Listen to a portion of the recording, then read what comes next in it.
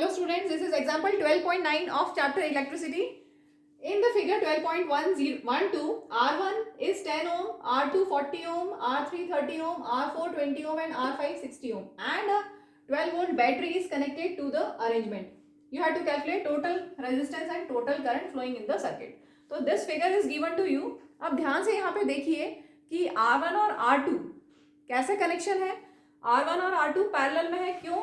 क्योंकि जब बैटरी के पॉजिटिव टर्मिनल से कन्वेंशनल करंट फ्लो हुआ, यहाँ से जब वो गया कन्वेंशनल करंट तो यहाँ डिवाइड हो गया.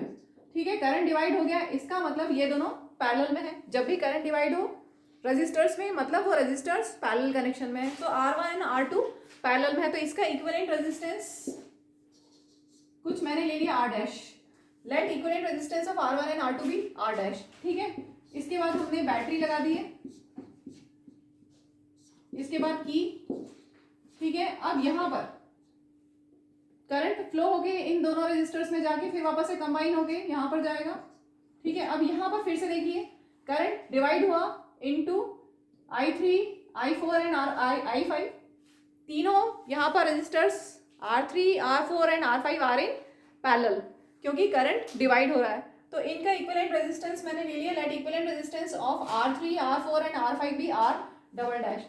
तो इन तीनों का इक्विवेलेंट रेजिस्टेंस हमने ले लिया R डबल डैश.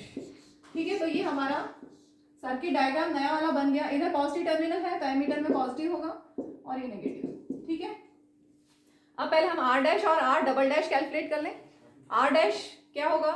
इन दोनों का इक्विवेलेंट रेजिस्टेंस, क्योंकि वो पैरेलल में है. So 1 upon R dash will be 1 upon R1 plus 1 upon R2. 1 upon R1 हमारे पास है 10 ohm and R2 is 40.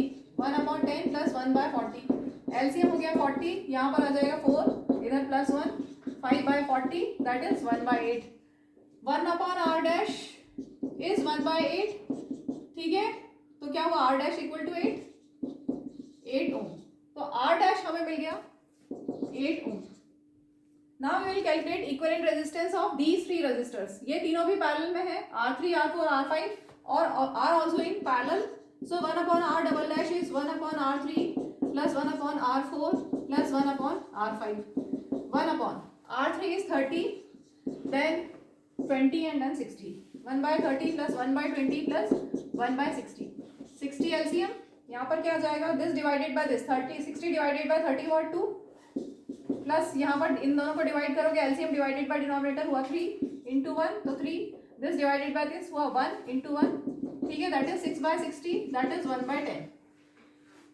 So 1 upon R double dash is 1 by 10. That means R double dash will be 10 ohm. ठीक है, तो R double dash आ गया 10 ओम. अब ध्यान से देखिए, जब करंट यहाँ से फ्लो हुआ तो जितना करंट R डैश में गया उतना ही करंट एमीटर में गया और उतना ही करंट R डैश में डबल डैश में गया. That means R dash and R double dash are in series. तो अगर R डैश और R डबल डैश सीरीज में है तो इक्विवेलेंट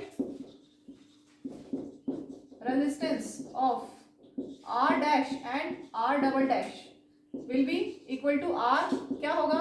इन दोनों का सम, क्योंकि सीरीज में सिंपली ऐड कर देते हैं 8 प्लस 10 दैट इज 18 ओम. तो फर्स्ट पार्ट हो गया. सेकेंड पार्ट हो गया total current flowing in the, नहीं हमने निकाला total resistance. Total resistance circuit में कितना आ गया? 18 ohm. Now we will calculate total current in the circuit. Total current Ohm's law से क्या होगा? V upon R equivalent. ठीक है, R इक्विवेलेंट तो हमने R से डिनोट किया है. अब टोटल पोटेंशियल डिफरेंस कितना दिया हुआ है? यहाँ पर दिया है ना क्वेश्चन में, 12 वोल्ट बैटरी. तो टोटल करंट कितना होगा? Potential difference upon equivalent resistance. Equivalent resistance we have calculated 18 ohm. 6 से कैंसिल करते हैं, 6 2 जा 6 3 जा 2 by 3 that is 0.666. Round off करके 0.67 ampere is total current flowing in the circuit.